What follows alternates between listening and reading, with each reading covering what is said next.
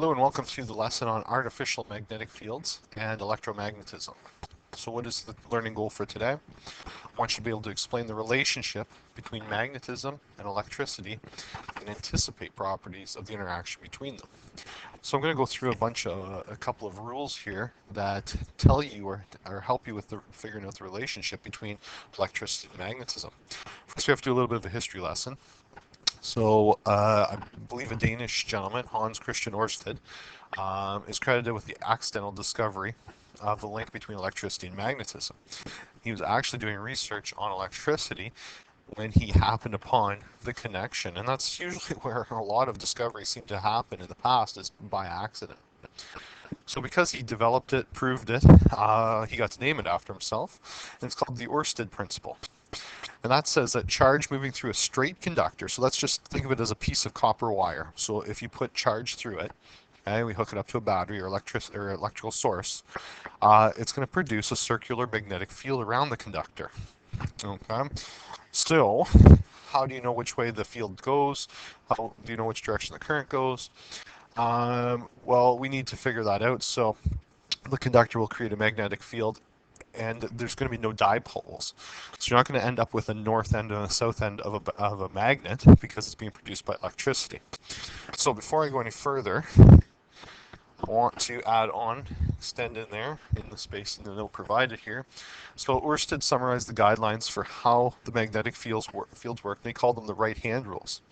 Now, the right-hand rules are a little bit of a sticking point, and this is something that you're going to put on your study sheet. But so basically what happened is he developed the rules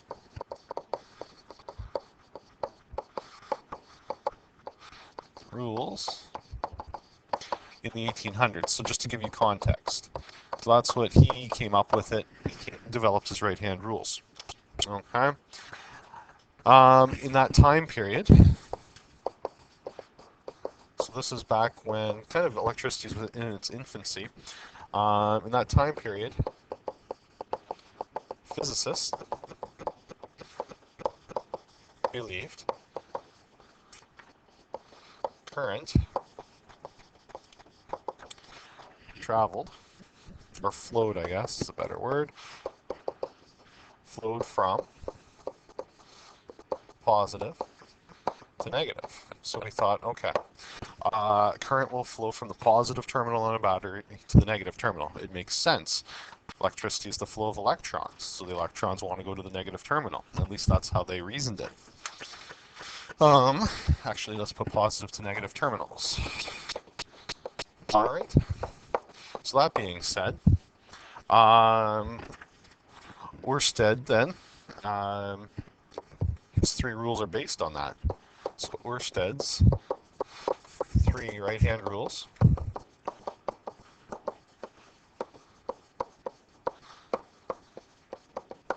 are based on that belief.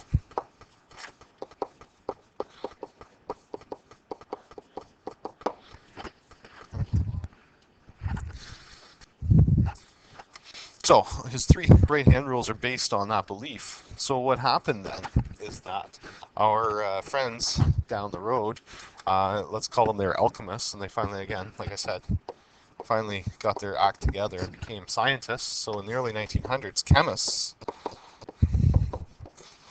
and of course I always joke about the chemists since friend's chemistry teacher, chemists proved that electricity, and more specifically electrons, flows from the negative to positive terminal.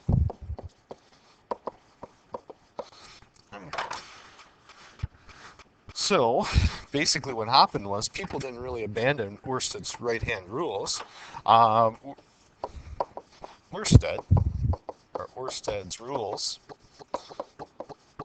then became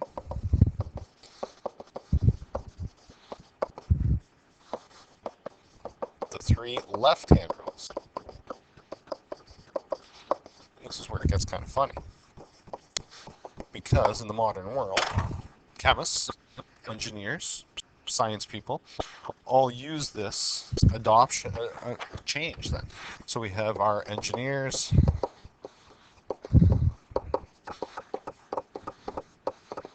general science people, general science studies, etc., adopted the left-hand rules.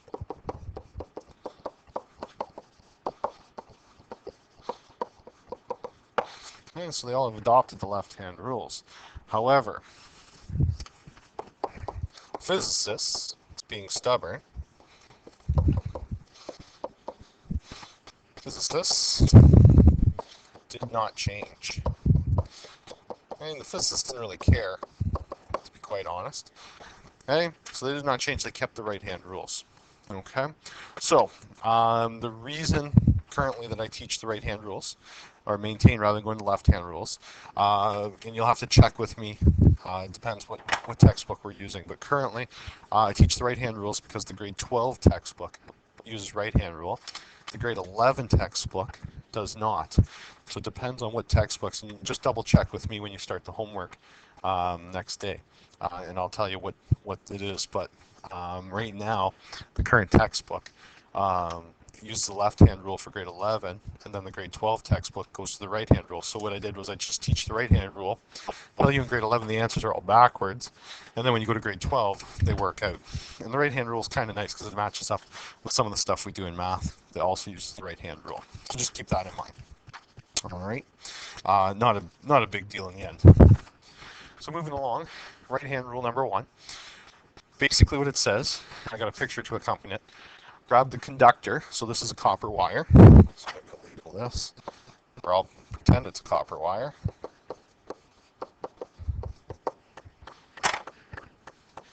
And if you grab the copper wire with your right hand, so here you get to make fun of me, but I'm going to attempt to draw a right hand. So it's going to look like this. There's my pinky, my next finger, and the next finger. Make sure I have, what do I need, 4 fingers? There we go. And then it kind of goes like this. There's my thumb. Kind of pointed fingers, so that's all right. So there we go. So there's my right hand. Color it in a little bit. So I'm grabbing the wire.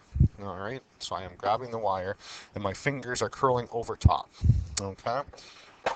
So if you grab that wire with your right hand, and you do it such that the direction of flow is pointing in the direction of your thumb, all right, that is what we call conventional flow. Okay, conventional flow. So if I just go back here for a second and just add on to the note a little bit here. So physicists believe positive to negative. So this is what we call conventional flow. All right, and you'll see that used in the textbook. So conventional flow, electrons go from positive to negative. When the chemists came along and fixed that, they called this electron flow. Because they couldn't call it, obviously, conventional flow. And because there was 2 different schools of thought out there, they had to be able to differentiate between the 2. So just make sure you add that to your note to know the difference between. All right, so anyway, so going with conventional flow, and that's all my examples, and we're going to make that assumption when you do the homework, that conventional flow is going in that direction. The curved fingers point in the direction of the magnetic conductor, or the magnetic field around the conductor. So my fingers went up and over and around the wire. So that means they're spinning counterclockwise or going into the board. So that green loops represent the direction of the magnetic field. So it's spinning in toward the board, okay? And you can tell because I'm drawing a solid line in front of the wire. If I wanted to go the other direction or represent it in the other direction, just so you can see the difference, this is how I would draw it. I'd put a break in it, and I would say it's spinning the other direction. So that's coming toward you or rotating clockwise or out of the board. So if you want to show that it is spinning, in fact, into the board, you make sure you have a solid line traced over the wire. So there we go. So on to the next. I think I have an example here. So if you have a piece of paper, okay? So I'm just going to say this is paper. And again, this is our wire. Direction of flow is upward. So if you put iron filings on this piece of paper and turn the power on, or the current on, electricity would flow. So I would stick my thumb upward, okay? My thumb would be going this direction. I'm just going to draw a crude thumb, okay? And then, yeah, I know it's not great. So that's what my hand would look like. Ooh, the thumb. That's the problem. Fingers actually look pretty good. Not bad for a quick draw. So there we go. So my hand would be going that in that orientation over top. My thumb is pointing in the same direction as flow. So that tells me that if I was to put iron filings, they would form rings, and the rings would be concentric circles in this fashion right here. So the iron filings would line up, and the magnetic field would be rotating. From looking at it from the top here, the magnetic field is rotating counterclockwise. Okay, so there we go. That's all the first right-hand rule tells us, is what direction. And again, there's no dipoles. Okay, I always get people that make the mistake. They'll say, oh, so if that's the case, then this must be south and this is north. No, absolutely not. There is no dipoles when we're talking about electromagnetism. Okay? All right, on to the next one. So the right-hand rule number 2. Grab the coiled conductor, and the coiled conductor is basically wire that's been spun into a circular pattern. So if you want to, you notice how I leave a break to show that the wire is going behind at that point. So that is what we call a coil. So it's basically wire that's just spun into like a spiral pattern. Okay, so what we're going to do is we're going to grab this conductor with our hand again, and the curved fingers point in the direction of conventional flow. So what I'm going to do is I'm going to designate that is the positive, that's hooked to the positive terminal, that's hooked to the negative terminal. Okay, so what we do then is that, according to this, the direction of flow. So the flow of the electrons is going around and then going behind and then coming out front. So that means when I draw my hand, which I'm going to draw a blue hand, all right, basically my fingers need to go up and over like this. So there's my hand and the right hand. Put in my fingers a little bit there. So I'm grabbing it in that direction or that rotation because the electrons are traveling up and around the direction of my fingers. Okay? If I changed it around and the current was going the other way underneath, I'd have to turn my hand upside down so I could go underneath. What does that do then? Well, going back to the description here, coiled conductor, you grab it with the right hand, your curved fingers point in the direction the flow is going, so it's going up and over. That's why I have my hand like that. Thumb points in the direction of the magnetic field within the coil.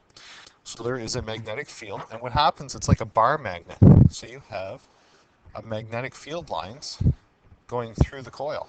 Look like this. All right, so that's what's created inside that coiled wire. Our thumb will point to north. Our thumb points to north, so it creates a magnet, okay? And the orientation would be north, where your thumb is pointing, south is the other end. So that would tell you which direction your electromagnetic field is moving. Okay, so there we go. That, trying to think if there's anything else. If this is not clear, so for the people that have, some spatial challenges like myself, you may need this explained again in class when we're talking live. So I'm going to cut the video off there and finish up in the next one.